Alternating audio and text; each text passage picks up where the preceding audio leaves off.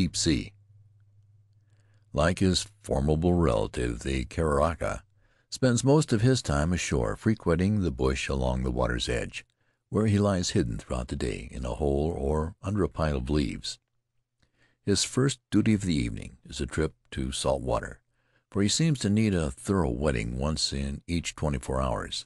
After his bath, he heads back for the bush to begin his nightly search for food.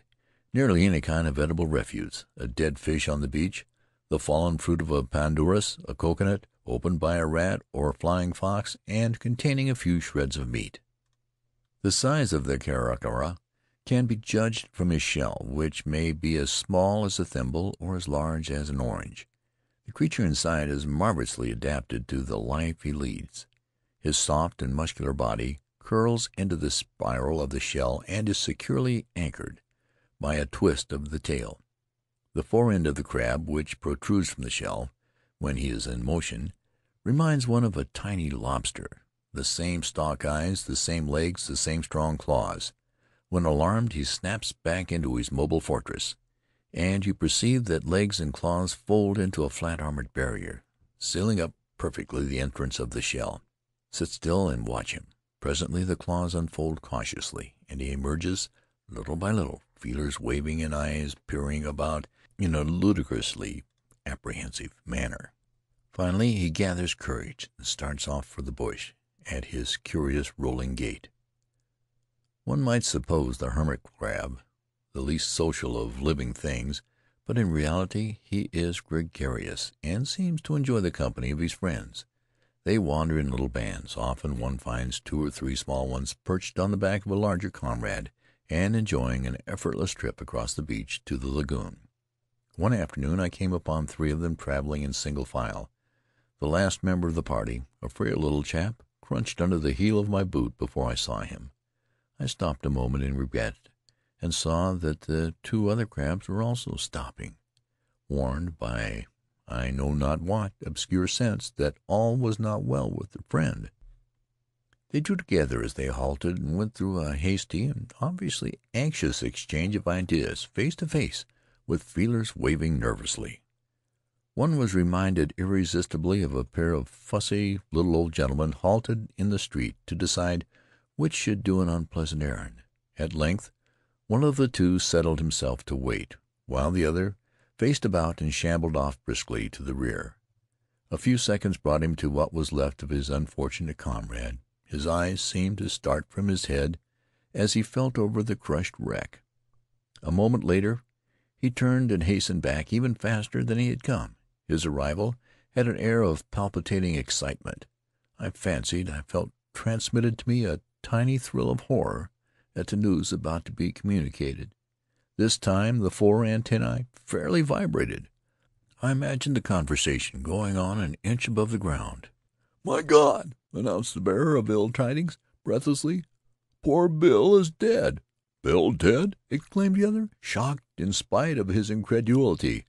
"But no, you must be wrong. What could have killed him?" "I don't know. He's dead all the same, crushed and mangled. It upset me fearfully." Come, you've been seeing things. He must have taken a short cut to the beach." "I tell you he's dead. Come and have a look, if you don't believe me." So off they went together for a look at the corpse, and I left them to mourn their friend, perhaps to eat him.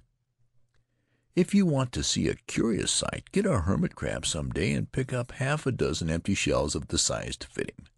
Lay the shells on the sand in a circle a few inches across. Extract the crab without hurting him from his house, and set him down naked among the empty shells. To get him out, by the way, is not so easy as it sounds, but you can do it by taking hold of his claws and maintaining a steady, gentle pull. In time the muscles of his tail will tire and his grip relax.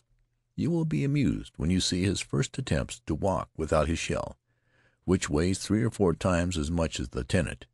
It is precisely as a man might act, set down on some planet where gravity is weaker than on our earth, naked, helpless, and worried. Tres trienicut. The crab makes a dash for one of the shells, gives it a hasty inspection with his feelers, finds something not quite right, and hobbles off to the next one. Perhaps this suits him. He faces about, in goes his tail to make grip on the whorls. He snaps in and out a few times as if trying the strategic possibilities of the new quarters, and next moment you will see him ambling off blissfully toward the bush. The chase of the hermit crab is tame sport, no doubt, but not entirely without interest. One evening we set out just after dark, bucket and torch in hand. Not the old South Seas torch of coconut leaf, but the modern tube of galvanized iron, filled with kerosene and plugged with burlap, which acts as a wick. The high beach is best at this hour, for one's quarry is beginning to emerge from the bush for the evening dip, and those that have passed will leave spoor in the soft coral sand. Here is the track of a small one, winding toward the water in eccentric curves and zigzags. Follow it, and you will find him, motionless in the torchlight, hoping to escape notice. He goes into the pail with a cling. You can hear his feet scratching vainly at the smooth sides. There were not many about on this stretch of beach. They are uncertain in their habits and seem to be great wanderers. Here is the track of a monster, broad, corrugated like the trail of a miniature whippet tank. The spoor leads to the lagoon. No sign of him at the water's edge. He is doubled back. Lift up the rotten coconut frond. An ogre, black, hairy, armed with a vicious pair of claws. You can hear him raging in the pail, a noise halfway between a whine and a growl. A crab with a voice. A stroll of an hour or two along the beach usually procures enough bait for a day's fishing, and one turns inland to follow the road home. Sometimes, when the new room has set behind the Aurora peaks and thick darkness settles over the bush, when the surf murmurs almost inaudibly in a stillness broken by the plunge of a fish in the lagoon or the grating screech of a flying fox quarreling with his mates in the palm tops, one is not sorry when the lights of the plantation begin to glimmer through the trees. We went to bed early that evening, for we had to be up long before daylight to catch the first of the flood tide. But these island nights are not meant for sleep. I was soon up again, to spend a couple of hours alone on the veranda. The feel of the air was like a caress, neither hot nor cold, and perfumed with the scents of strange flowers, waxen terry Tahiti, sweet and heady frangipani, languorous queen of the night. In the mango tree behind the house a Mayan twittered, a drowsy overture to one of their abrupt nocturnal choruses. They are quaint birds, the Minas. Introduced to the islands many years ago, they have increased amazingly in this friendly environment, where they live in a state of half-domesticated familiarity with mankind. One sees them everywhere, hopping fearlessly about the streets of villages, fluttering to the table to finish the breadcrumbs left after a meal, perched on the backs of cattle in the coconut groves. They are intensely gregarious, gathering in large flocks at sunset to roost in some thick-foliaged tree, orange, mango, or alligator pear.